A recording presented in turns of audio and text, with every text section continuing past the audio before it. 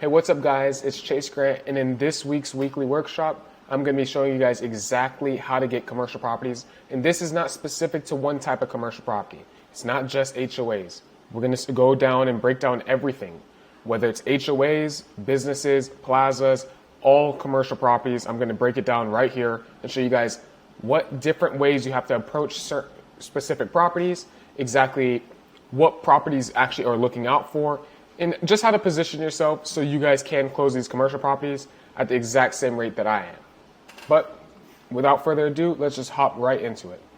Okay, so as you guys see, I do have it broken down into a graph of exactly how you're gonna get these commercial properties. So we'll start off over here. So first, we gotta go with the simple start of the question. What are commercial properties and what are the different type of commercial properties? So we have businesses, we have plazas, we have HOAs. When I say plazas, you can kind of loop hotels in with it. It's really businesses, real estate, and HOAs. As real estate, I just mean things that you would consider commercial real estate, which would be hotels, which would be plazas, which can be industrial. You approach all that the exact same way. It's a little bit different than people running their businesses like a doctor's office or a McDonald's. And it's a lot different than someone, obviously, in HOA, because that's a neighborhood.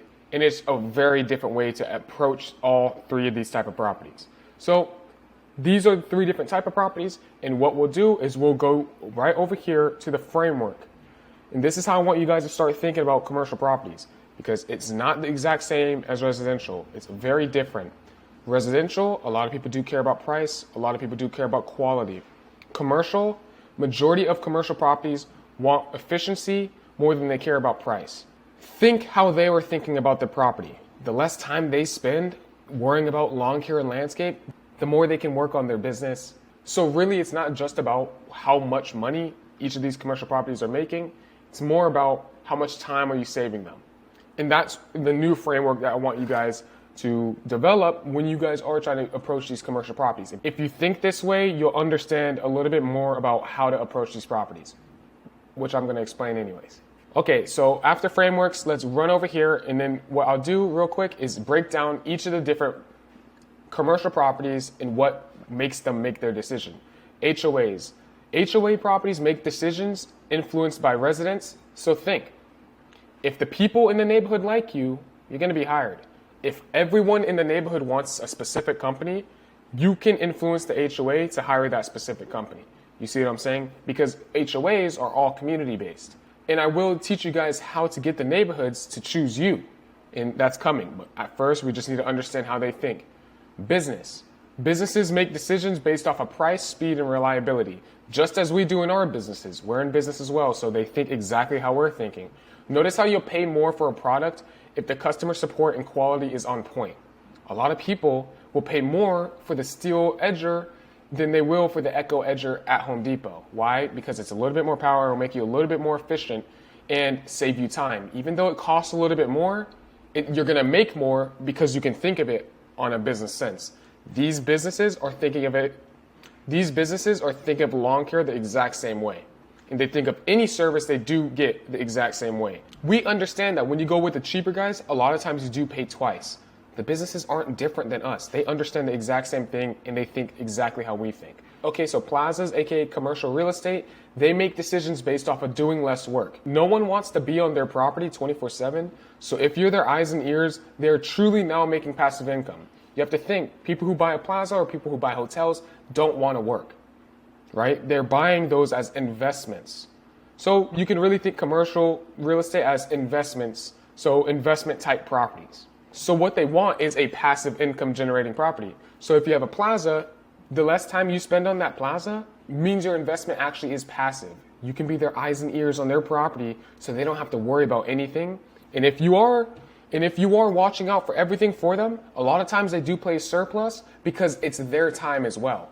So what you can really think about is if they spend an hour going to that property and their time is worth $2,000 an hour, but now you're being their eyes and ears, you're sending them pictures, you're sending them updates on everything about their property, guess what? Now these properties are going to say, you know what? It's actually worth paying these guys an extra $500,000 a month. only because they saved me the hour or 2 hours I would have been going out there every single month. So instead of them paying $4,000 of their time, they pay you an extra $1,000, which for you is a good deal and for them is a good deal at the same time. Okay, now moving forward, you guys know the type of properties there are now in commercial. So the real question is, how are we going to close these properties? How are we actually going to, now we understand what the properties are, how they think, how they are thinking about hiring companies. How do we become that company that they do hire? How do we approach them? How do we set ourselves out from the rest of the competition? So if you guys come with me over here, I will show you guys. So this is the thing. This is what I do with businesses, HOAs, and investment type plazas properties. The best way to go for businesses is with an info packet. The best way to go for HOAs is through Facebook, word of mouth, and mail. The best way to contact plazas is going to be through email and phone, cold calling. So the info packet, obviously, it's a packet full of information that you can also, it's basically like a more in-depth door hanger. You're just making it a little bit more in-depth since it is a business. You break down your entire company so there's nothing to question. So they understand who you are, and the fact that you came there with the info packet sets you apart from everyone else who has approached that business ever, even if they have been approached. For the HOAs, I noticed that you can get into a lot of these Facebook groups, and I noticed that you can see who's in these specific Facebook groups for an HOA, and you can directly message people who you can see in the groups have power in the HOA, who are making the decisions. Also, word of mouth, meaning, say for example, you're mowing a yard in this neighborhood, you can ask, hey, who's the HOA president? They can tell you exactly who the HOA president, you can try to get their direct line and message them from there. And then when I say mail, is majority of HOAs have an HOA president mailbox, which you can also put an info packet in the mailbox or a custom sales letter for that specific HOA.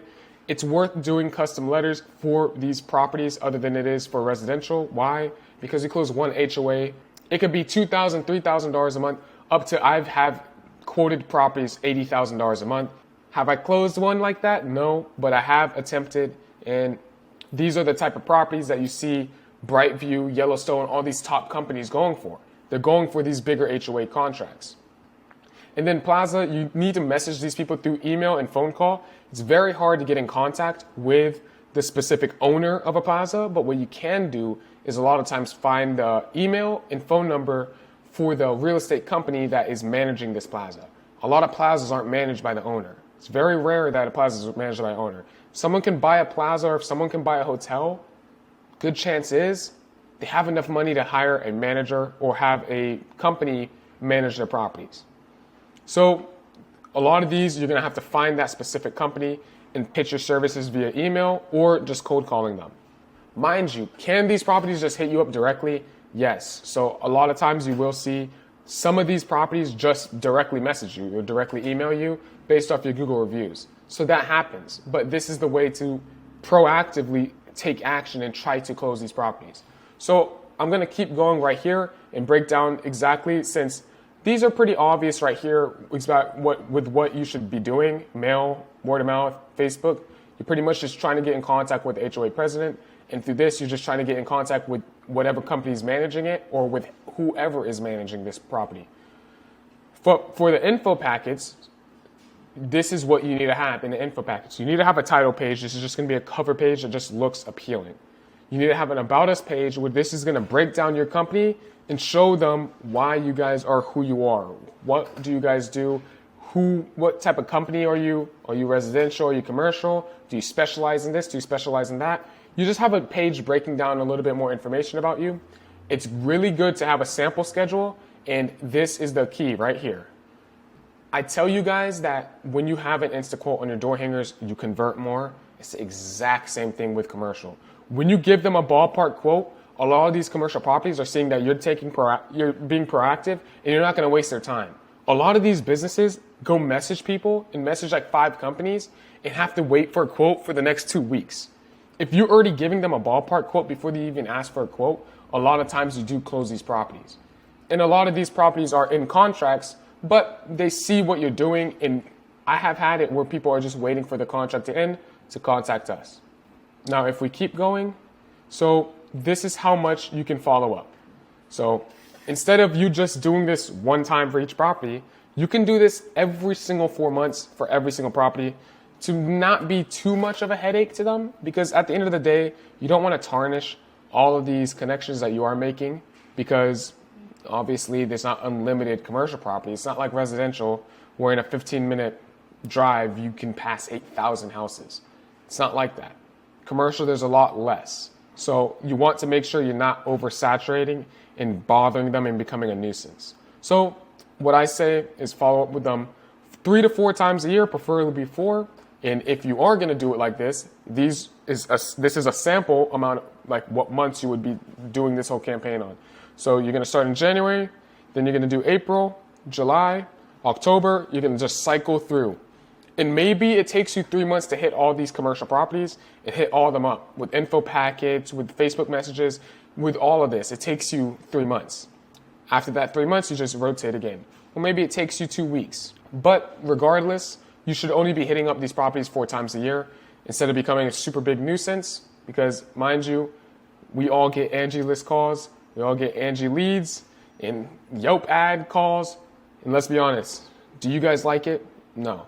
So it's probably going to be the same thing for these properties. They're regular people just like us. So what's the best time to start cooking commercial? So I get this a lot where a lot of people do ask, oh, Chase, do I start doing commercial properties? Can I start it like right away? Or can I start it, I have like 10 properties and like residential yards. Can I start getting some commercial? Or they just want to get commercial because they know it's bigger money. I suggest getting commercial after you have one full residential route. When you have one full residential route, you have a very stable base in your business. And mind you, these commercial properties, say for example, you close the HOA, that's $5,000 a month.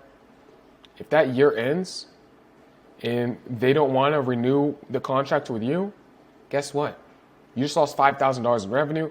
And when you're very small in business, say for example, your revenue is only $8,000, you can lose majority of your business with a snap of a finger. So I think it's very smart to actually build a base of residential so you can make sure you can never go negative. Worst case scenario, you can just stop running a specific truck, but you'll never be out of money and you'll never have no cash flow because your residential route will continuously bring cash flow. It's a lot more stable.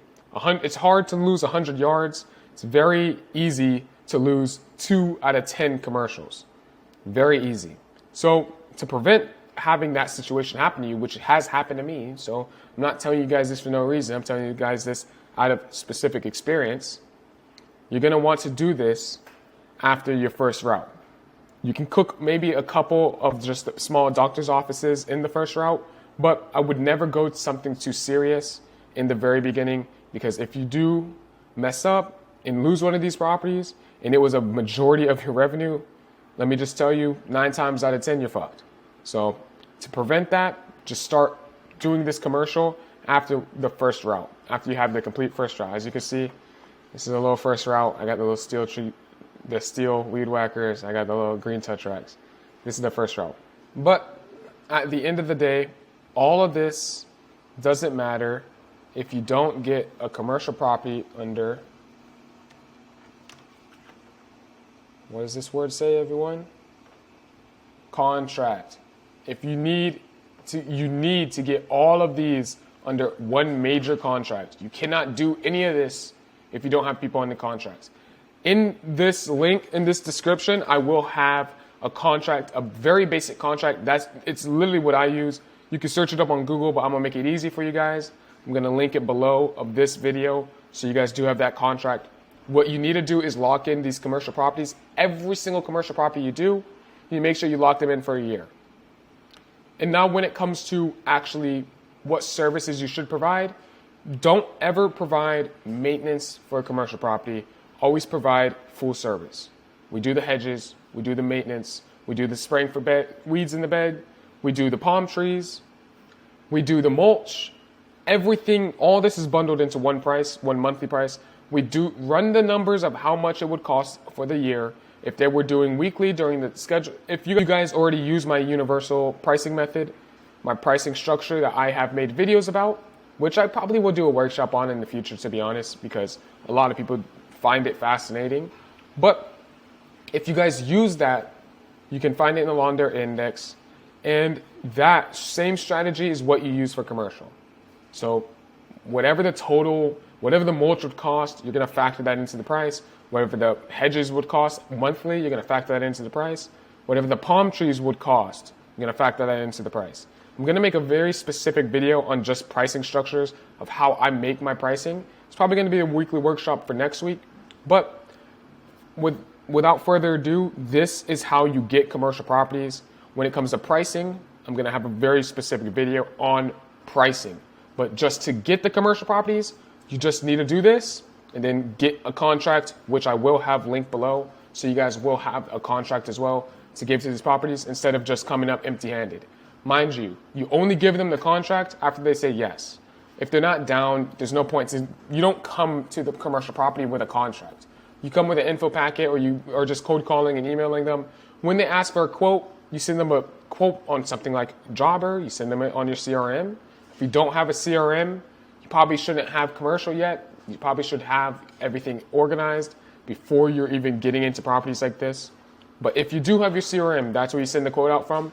If they accept, then you send the contract. And that's just how it works. So if you want commercial properties, follow this structure. Mind you, this will be saved in the weekly workshop recordings, so you guys will have this forever. You guys can go back, look at this video, see exactly how to get these commercial properties. Now I want you guys to take this, implement it in you guys' businesses, and when you guys have one full route, or if you're already there, use this and you will scale multiple routes very quickly. But just mind you, make sure you get them under contract because you don't want to lose commercial properties. And stagger the contracts so you don't have every commercial property ending at the same time of the year. So if you have 12, have a new contract ending every single month of the year. So you're never in a position where you can lose a majority of your business with a snap of your finger. All right, guys. I'll see you guys later. Peace.